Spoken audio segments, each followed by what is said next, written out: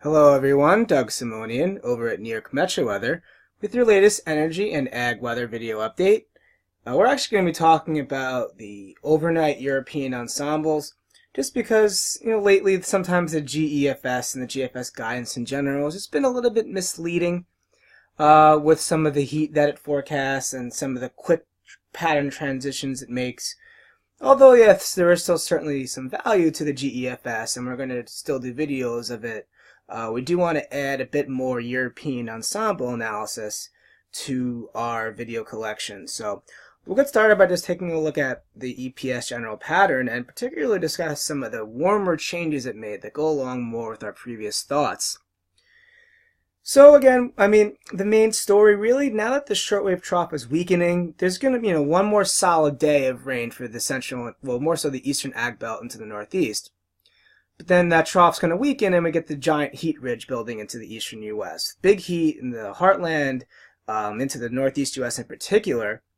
Now the southeast U.S. not as warm because you do get, with the high pressure ridge, you do get northerly flow on the clockwise of it. So the anomalies, those areas won't be quite as impressive, but still the central U.S. and then to the heartland and the northeast will get very warm to end the month. And again, around the periphery of the ridge where this big trough is developing as well, you get an increase in precipitation in the northern plains, upper Midwest, with some convective complexes diving into the parts of the Midwest as well, from late June into early July.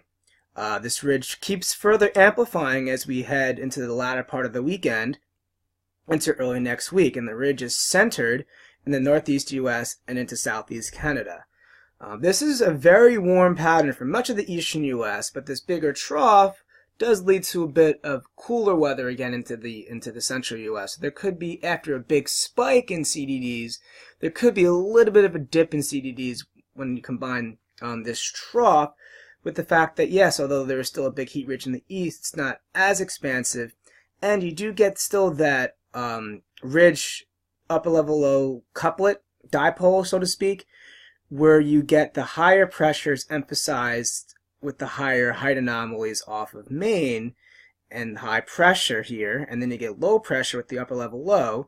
So the counterclockwise flow around the low pressure brings onshore flow into the coast east, the coast along the east, and then the onshore flow with the high pressure, since it's clockwise there, also brings the same thing. So the high and the low together enhance the onshore flow along the eastern seaboard, and in particular where the heights are lower in the mid-Atlantic coast and the southeast coast. So this is still something to watch regarding less heat in some local areas of the eastern U.S.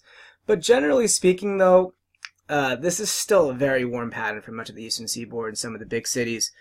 So still will certainly be quite warm. And inland areas of the northeast, their heat will actually probably peak on this day. Interior New England, there could even be 100-degree readings. So still very impressive. And then as we move forward a little bit, we get more so to the changes that we talked about that align with our thoughts about when the heat will peak from a CDD standpoint nationwide. The ridge is going to retrogress. That is a guarantee, especially when it's based on the angular momentum analogs that we showed in previous videos. The ridge retrogresses, and as it does so, it becomes more expansive. And with ridging becoming just more expansive in general, you lose that onshore flow weakness, that you move more heat and warmth in general into the central and western U.S., so you're adding more heat in those regards. And the northeast U.S. is still very warm, even the interior areas, because, yeah, they're not in the core of the ridge anymore, but you're getting west-northwest downsloping flow from a very warm source region. So overall, it's a very hot, expansive pattern for much of the U.S.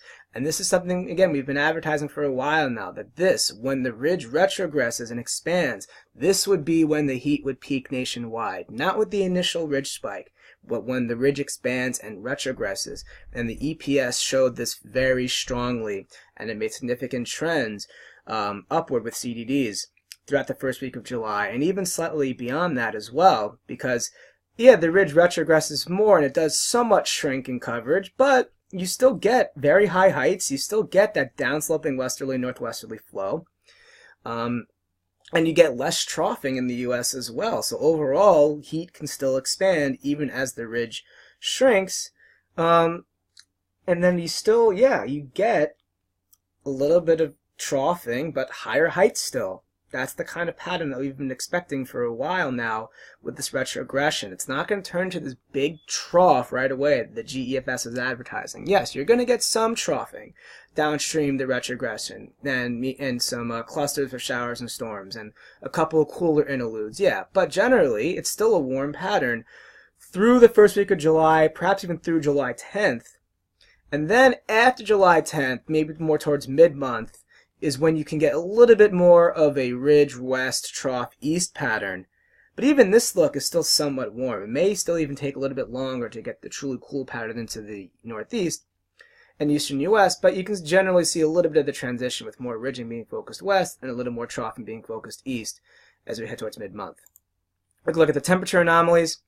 And, we see as we scroll through time, late June, early July, the big warmth expanding into the central and eastern U.S., particularly the Midwest and the Heartland initially, and then moving eastward into the northeastern U.S., with cool weather along the trough in the western and central ag belt.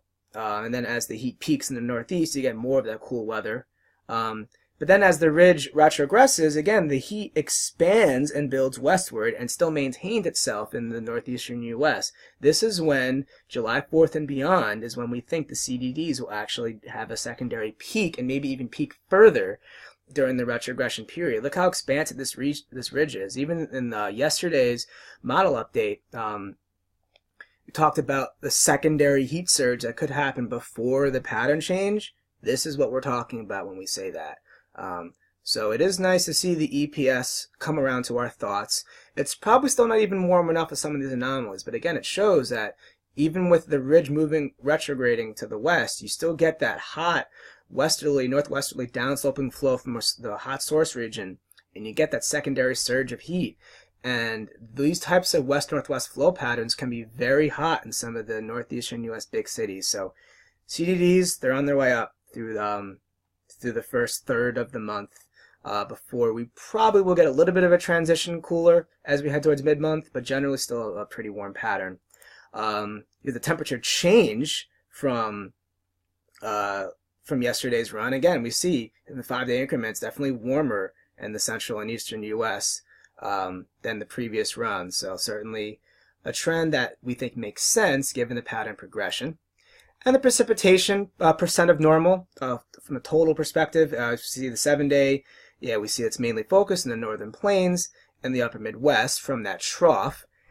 And then a little bit from the northeast from the initial trough, and somewhat in the southeast as well, because you do get some tropical moisture and onshore flow from that, both the initial western Atlantic ridge and the upper level low. So that certainly will be something to watch for those regions. And then as we move through time, we see that the percent of normal gets drier along much of the southern and central ag belt into the heartland and especially into the northeast as the ridge expands and centers over those areas. But the periphery of that ridge could still bring some wet weather at times into the northern plains because the retrogression will still be somewhat gradual. But then as we get later into the period and we get maybe a little bit more of that northwest convective flow, we're able to add a little bit back into the percent of normal precip anomalies into the eastern U.S. Midwest. See the gray colors are being filled in by somewhat light greens. That does show that there's another wet signal as we leave the first week of July and into the second week of July for the eastern U.S. with convective complexes moving from the northern plains into the upper Midwest and into the eastern U.S. So that will be something to watch as well. And even just a quick look at this CDD trends. The European operational last night got warmer in the day 5 to 10 period. And we see that the EPS also got warmer from July 3rd all the way to the 10th. There was a warmer trend. And look, the secondary spike after the 4th of July. And see, this is when we think CDDs will peak, with that secondary spike as the ridge retrogresses. So that about does it for this video. We'll have more updates later today. and discuss whether the afternoon EPS holds up with the overnight EPS trends. All right, talk to you guys soon. Take care.